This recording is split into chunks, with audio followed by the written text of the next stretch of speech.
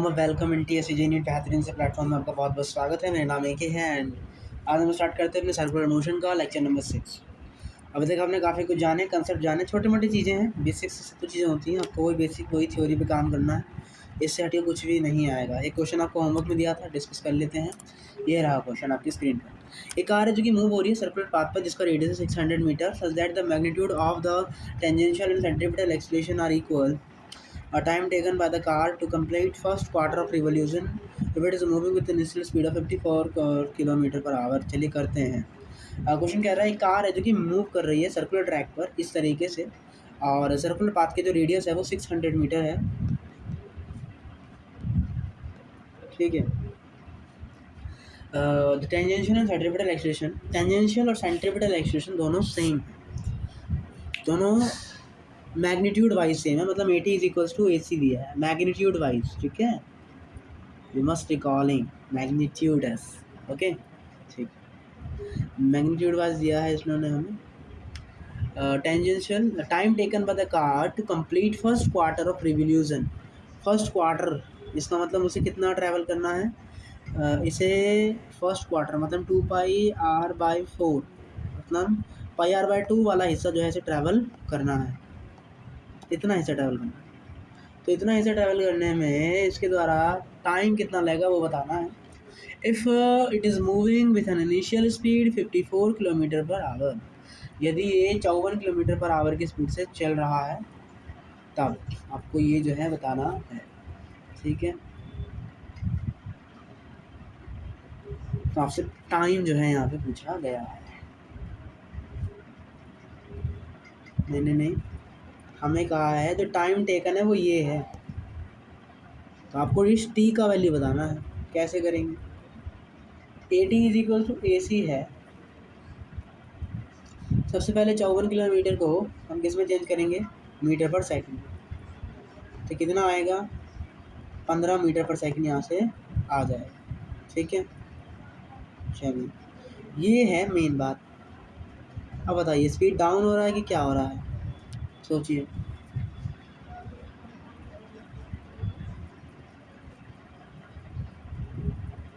उसने magnitude wise बोला था, यहाँ पर हम AT बराबर AC कर देते हैं, और AT का वैल्यू क्या होता है dV/dt, और AC का वैल्यू v²/।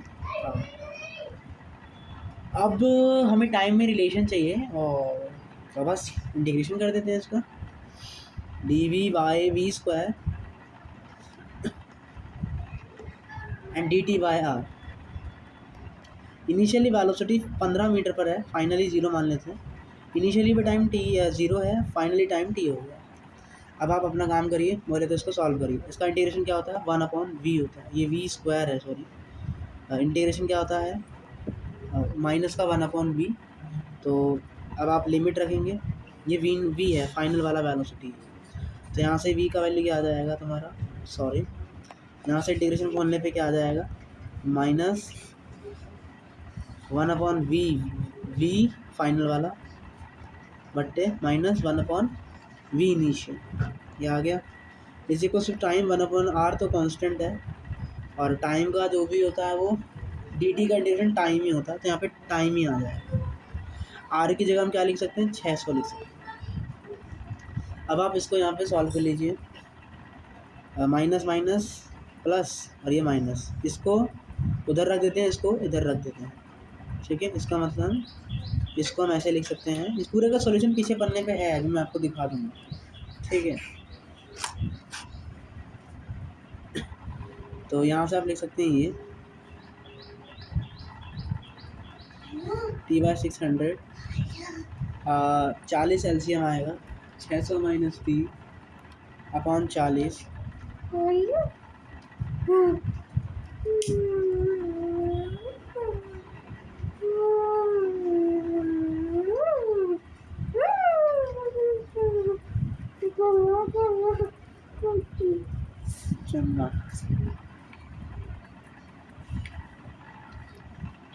तो यहाँ से आप वेलोसिटी निकाल सकते हैं, क्या आएगी, एल्यूम कितना आ गया, 40 है ना, 40 में 600 ही आएगा, यहाँ 40 आएगा माइनस।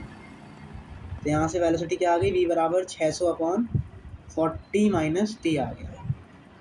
अब v की जगह क्या लिख सकते हैं, हमें x और t में ले चाहिए, तो यहाँ पे हम dx बाई dt लिख देते हैं। v की जगह लिखा है ओके। अब 600 को इधर भेज देते हैं और इसको इधर भेज देते हैं।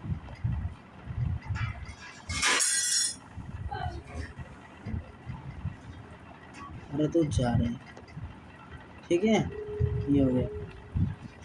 अब इसका कर देंगे इंटीग्रेशन।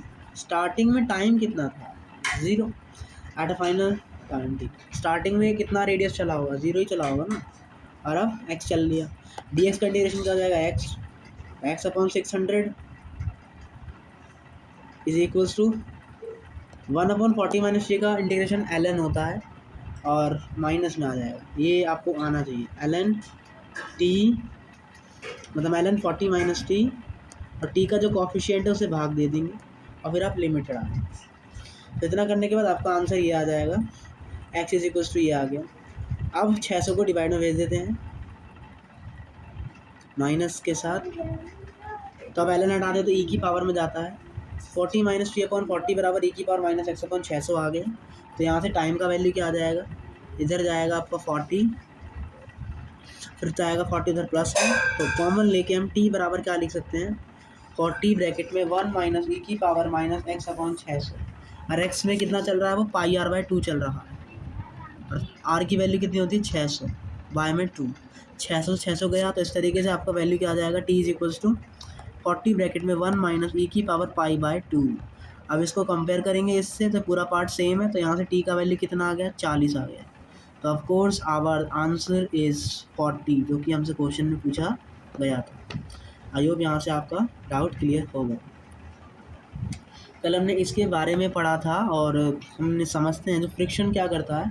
फ्रिक्शन चाहत है, रिलेटिव मोशन करवाना चाहता है। फ्रिक्शन चाहता है ना कि वो अपने उस ब्लॉक को अपने साथ लेके जाए, अगर वो घूम रहा है तो वो अपने ब्लॉक को भी लेके जाए। फ्रिक्शन रिलेटिव मोशन करवाना चाहता है, तो ब्लॉक एंड पॉइंट है हमेशा याद रहे, इसीलिए ब्लॉक ए बी जब ये घूमेगा तो ब्लॉक ए बी आपको चलता हुआ नज़र आएगा। ठीक है, कल हमने ये पढ़ा था कि x बराबर क्या होता है, omega square L not plus x, और ये वाला क्वेश्चन हमने डिस्कस किया था।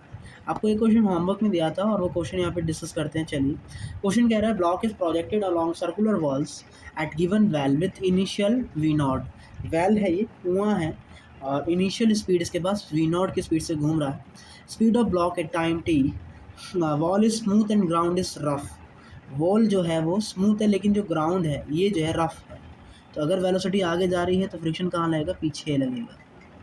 फ्रिक्शन पीछे, तो मतलब नेट एक्सीलरेशन किसकी तरफ होगा, इधर की तरफ आपको देखने को मिलेगा। बाकी अब एक्सीलरेशन किसी भी डायरेक्शन में मान लीजिए, कोई गड़बड़ नहीं। ठीक है, इस पर ऊपर की तरफ नॉर्मल लगेगा और नीचे लगेगा mg, जो कि 3D प्लेन में है। तो इसकी तरफ n2 जो पीछे दीवार है, तो दीवार इस पर नॉर्मल लगाएगी, जिसको हमने ऐसे दिखा दिया। इसका 2D डायग्राम बनाएंगे तो हमें इसका डायग्राम ऐसा देखने को मिलेगा।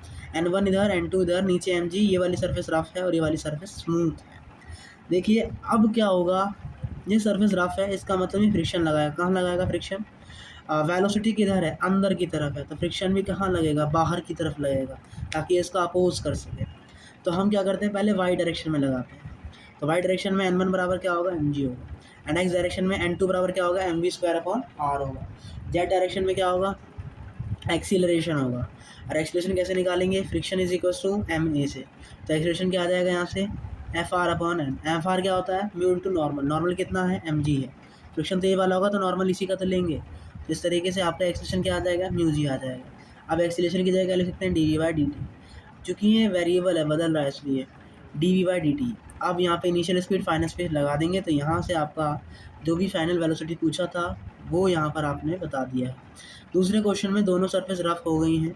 ये क्वेश्चन आपको एक होमवर्क के तौर पर दिया जाता है, आपको जाके ट्राई करना है, और काफ़ी इजी क्वेश्चन है, उसका डिस्कशन हम कल करेंगे। चलिए, ये मैं आपको पढ़ा भी चुका हूँ। जो फ्रिक्शन होता है लिविंग ऑब्जेक्ट में, जहाँ जहाँ हमारी बॉडी मूव करती है उसी डायरेक्शन में आपका फ्रिक्शन, मतलब लिविंग ऑब्जेक्ट में फ्रिक्शन भी उसी डायरेक्शन में मूव करता है। कार हो, ट्रक हो, बाइक हो, उसमें भी फ्रिक्शन एक्सीलरेशन के साथ साथ ही मूव करता हुआ नज़र आता है। इसका मतलब कहें तो ये मैंने उस दिन भी लिखवाया था कि all living things and locomotives can adjust direction and magnitude of friction according to their requirement. ये सब हम पढ़ा चुके हैं, इसमें समय बर्बाद का कोई फ़ायदा नहीं है। चलिए, ये करते हैं circular train turning of car. मतलब सर्कुलर ट्रैक पे जो कार टर्न होती है उसके बारे में हम पढ़ रहे हैं। तो पहला हेडिंग है on horizontal surface with constant speed. Surface कैसी है? हॉरिजॉन्टल सरफेस पे हम कांस्टेंट स्पीड के साथ ये वी वेलोसिटी से ऐसे जो है सर्कुलर ट्रैक पे चल रहा है। तो उसका वेलोसिटी अगर कांस्टेंट है तो मतलब इसका टेंजेंशियल एक्सीलरेशन तो क्या हो जाएगा सर? जीरो हो जाएगा। इसका मतलब सिर्फ इसके पास सेंट्रीपिटल एक्सीलरेशन होगा जो कि क्या आएगा? v²/r आएगा। अब समझिए ये कार है। क्या है ये सर? ये कार है। कार के टायर होते हैं, क्योंकि ये सर्कुलर ट्रैक पे लग रहा है तो इसी वेलोसिटी की ही डायरेक्शन में आपका फ्रिक्शन देखने को मिलेगा। तो फ्रिक्शन कहाँ लगेगा? इधर लगेगा। वेलोसिटी किधर है? इधर। फ्रिक्शन लगेगा सेंटर की तरफ लगेगा। तो फ्रिक्शन बराबर क्या कर सकते हैं? एम ए सी। तो यहाँ से फ्रिक्शन का वैल्यू क्या आ जाएगा आपका? mv²/r आ जाएगा। ये आप समझ लीजिए। अब वो बोलता है लिमिटिंग केस निकालिए कि जैसे ही सर्कुलर ट्रैक से भटक जाए तो वो वाला लिमिटिंग केस बताइए। तो फ्रिक्शन मैक्सिमम हो जाएगा। मैक्सिमम कितना लाएगा? Mu into normal. तो म्यू इंटू mg बराबर कर देंगे mv²r। तो यहाँ से वेलोसिटी कितनी आ जाएगी? √μgr। तो ये आप याद रख सकते हैं। सर्कुलर टर्निंग ऑफ कार अगर सरफेस हॉरिजॉन्टल है और कांस्टेंट स्पीड के साथ अगर भी वेलोसिटी से मूव कर रहा है तो मैक्सिमम स्पीड कितना हो सकता है बिना स्लिप हुए? ये √μgr ये मैक्सिमम स्पीड हो सकता है।